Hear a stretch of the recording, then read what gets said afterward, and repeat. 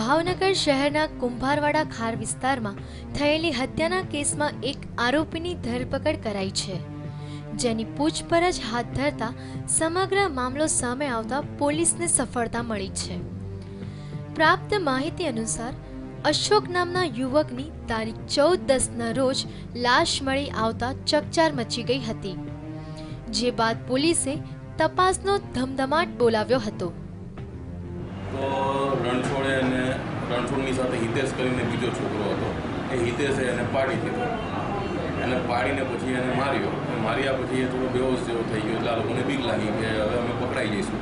તો એ પકડાઈ જવાની બીકના કારણે અમને એને અશોકને ખારમાં ફેંકી દીધો। બીજા દિવસે એની લાશ મળી, પણ આજે 4-5 માણસો હતા તે સગદાર તરીકે પોલીસને જાણવા મળી ગયા હતા બાતમીદારોના આધારે।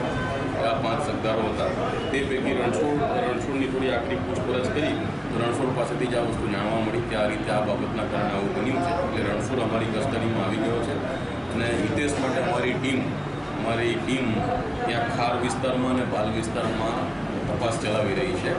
અને આ કામમાં અમારા સાહેબનું માનનીય જિલ્લા એસપી સાહેબનું સતત માર્ગદર્શન અમને રહ્યું છે અને એલસીબીની સમગ્ર ટીમ, એલસીબી પીઆઈ લાલીવાલા અને ડી ડિવિઝન પીઆઈ રબારી તથા એમના ડી સ્ટાફે ખૂબ મહેનત કરીને આ મર્ડરની જે ભેદ હતી તે ઉકેલવામાં ખૂબ અગત્યની ભૂમિકા ભજવી છે। જય હિન્દ।